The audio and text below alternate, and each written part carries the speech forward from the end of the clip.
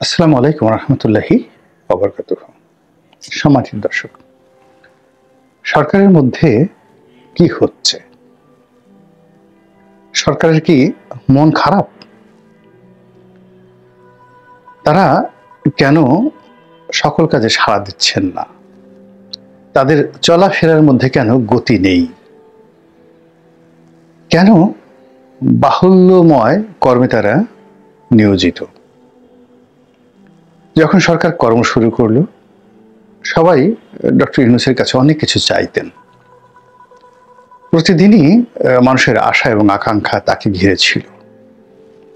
এখন কেন কেউ ডক্টর মোহাম্মদ ইউনূসের কাছে কিচ্ছু চাচ্ছেন না, কোনো কিছু দাবি করছেন না? No expectation at all. উল্টো যেটা হচ্ছে সেটি হলো সরকারের বিরুদ্ধে ক্রোধ, ক্ষোভ ইত্যাদি প্রকাশিত হচ্ছে। সরকার কবে যাবে, কি হবে, এই সরকারের থাকা উচিত না, এই সরকারের দ্বারা আমাদের এই ক্ষতি হবে ইত্যাদি স্লোগান এবং ভাষণে রাজপথ প্রকম্পিত। কিন্তু জুলাই আগস্ট বিপ্লবের পর সেপ্টেম্বর, অক্টোবর, এমনকি নভেম্বর পর্যন্ত দলে দলে মানুষ চাইতো, সরকারের কাছে দাবি জানাতো, বিভিন্ন শ্রেণী পেশার মানুষ।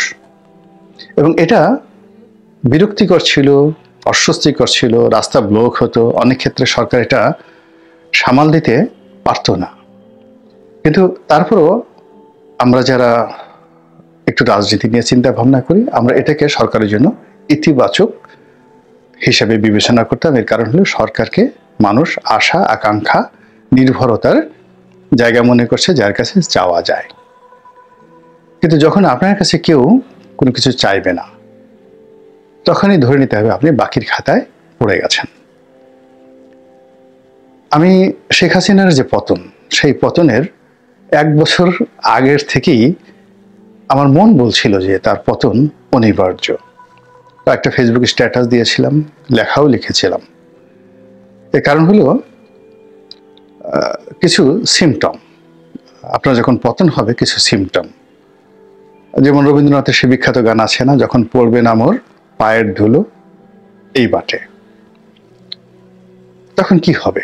আপনার উঠোনে শ্যাওলা জন্ম নেবে, আশেপাশের সবকিছুতে, এমনকি যে বাদ্যযন্ত্র আপনি বাজান সেখানে ধুলোবালি জমে যাবে। তো শেখ হাসিনার যে স্বামীর বাড়ি, সেই স্বামীর বাড়ি সুধা সদন, সেখানে মিলিটারি কেরাদুরস্ত হয়ে গার্ড দিচ্ছে, কিন্তু বাড়ির সামনে ঝাড়ু দেওয়া হচ্ছে না, ময়লা আবর্জনায় পরিপূর্ণ পুরো রাস্তাটা। অনেকগুলো নেড়ি কুকুর সেখানে শুয়ে থাকে, মলত্যাগ করে। আর আশেপাশে যারা লোকজন আছে তারা ভুলেও ওখান দিয়ে যায়, কিন্তু ওই বাড়ির দিকে তাকায় না। মানে সুধা সদনের প্রতি কোনো আকর্ষণ নেই। অথচ ওই সুধা সদনকে কেন্দ্র করে কিন্তু আওয়ামী লীগের ক্ষমতায় উত্থান, এবং ওখানে সিআরআই ছিল, নিস্তালাতে লোকে গমাগম করতো সবসময়। দ্বিতীয়ত গণভবন, যেখানে শেখ হাসিনা বসবাস করতেন। তো সেটাও বছরখানেক আগে তার কোনো সৌন্দর্য ছিল না। এই ঢাকা শহরে যত আজে বাজে বিশ্রী কুশ্রী, যাকে বলা হয় রোড ডিভাইডার আছে, মানে পুলিশ যেগুলোকে কাঁটাতারের বেড়া বলা হয়, এই কাঁটাতারের বেড়াগুলো দিয়ে ওই গণভবনের সামনের যে সৌন্দর্য, সেটাকে এতটা লাঞ্ছিত এবং অপমানিত করা হয়েছে, মনে হয়েছে যে এটি একটি নিষিদ্ধ স্থান। এবং গণভবনের সামনে গেলেই একটা বিশ্রী দৃশ্য ফুটে উঠত।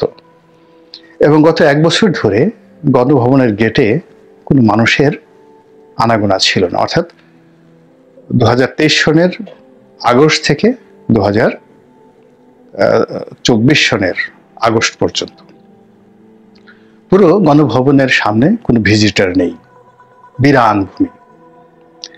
3 নম্বর হলো প্রধানমন্ত্রীর কার্যালয়। ওটাও মানে এরশাদের জমানাতে একটা দৃষ্টিনন্দন বিষয় ছিল, সেটিকে আরো দৃষ্টিনন্দন করার চেষ্টা করা হয়েছে। তার উল্টো দিকে অনেক টাকা খরচ করে ফোয়ারা করা হয়েছে, উল্টো দিকের যে সরকারি ভবনগুলো, সেই ভবনগুলো অত্যাধুনিক করা হয়েছে, সুন্দরভাবে সিরামিক লাগানো হয়েছে, রাস্তার সৌন্দর্য বৃদ্ধি করা হয়েছে। কিন্তু ওখানে তিনি যেতেন না। করোনার সময় থেকে পুরো প্রধানমন্ত্রীর কার্যালয়টি একটি পরিত্যক্ত বাড়ি হিসেবে সেটি বিবেচিত হয়েছে।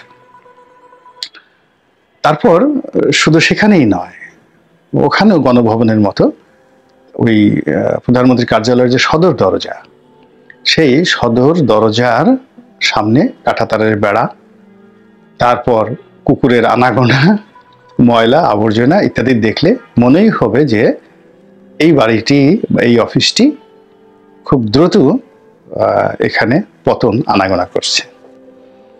এখন সেই দিক থেকে যদি আপনি চিন্তা করেন, ডক্টর মোহাম্মদ ইউনূস সাহেব যে বাড়িতে থাকেন, যমুনা, সেই যমুনার সামনে গিয়ে দেখেন, যমুনার বাইরে যে পুলিশ সদস্যরা দায়িত্ব পালন করছে, দেখবেন যে তাদের পোশাক ঢিলা ঢালা, এলোমেলো ঘোরাফেরা করছে। এই বাড়িতে যে গুরুত্বপূর্ণ কোনো ব্যক্তি থাকেন, তার যে নিরাপত্তা তারা দিচ্ছেন, তাদের হাঁটা চলা, বডি ল্যাঙ্গুয়েজে মনে হচ্ছে না। 2 নম্বর হলো যে এই যমুনার সামনে একটা ট্যাঙ্ক আছে, আর যমুনার পেছনে যেটি মিন্টু রোড, সেখানে একটা সেনাবাহিনীর ট্যাঙ্ক পড়ে রয়েছে। পুরো ভবনটিকে একটি, যাকে বলা হয়, নিষিদ্ধ ভবনে রূপান্তরিত করেছে।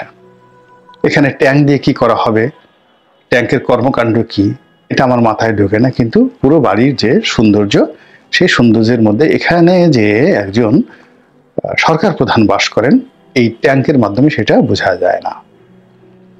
আবার সেই ট্যাঙ্ক আরেকটু সামনে এসে, মানে যমুনার আরেকটু সামনে এসে, যেটি বেইলি রোডে যায়, সেই বেইলি রোডের সামনে এসে যে রাষ্ট্রীয় অতিথি ভবন, ওখানে আপনি আরেকটা ট্যাঙ্ক দেখতে পাবেন। এবং সেটার সামনে তার উল্টো দিকে রমনা পার্কের গেটে ডাব বিক্রেতা, পান বিক্রেতা, বিভিন্ন লোকের থুতু, কপ, মল মূত্র, তারপরে শেষে সকালবেলা কাঁচা বাজার, এগুলো দেখলেই আপনি বুঝতে পারবেন যে ডক্টর মোহাম্মদ ইউনূসের ব্যাপারে মানুষের আগ্রহ কোন পর্যায়ে আছে। আমি মাঝে মধ্যে ওই রাস্তা দিয়ে আসি, ওখানেও ঢুকতে গিয়ে একই অবস্থা, বিশ্রী রকম সব ভাঙাচোরা কাঁটাতারের বেড়া।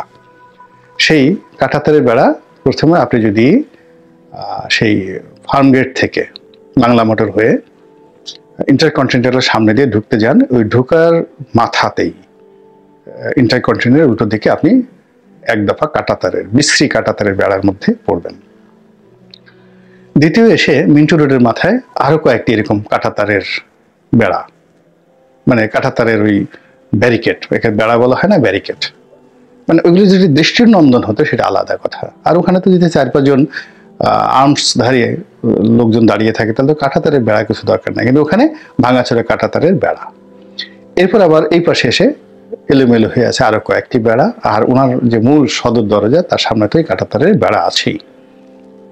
তারপরে আপনি যদি ওয়ালের দিকে তাকান, যমুনার ওয়ালের দিকে তাকান, মনে হবে যে গত সেই 5-6 মাসে ওখানে কেউ ঝাড়ু লাগায়নি। বালির আস্তরণ, ধুলোর আস্তরণ সেই ওয়ালকে বিবর্ণ করে তুলেছে। আর সেই ধুলো বালির মধ্যে যে চৌকি, পাহারা চৌকি আছে, তার মধ্যে হয়তো যিনি সেনাবাহিনীর কর্মকর্তা আছেন বা গার্ড আছেন, তারা ওখানে পাহারা দিচ্ছেন। তো দেখে মনে হয় না আমার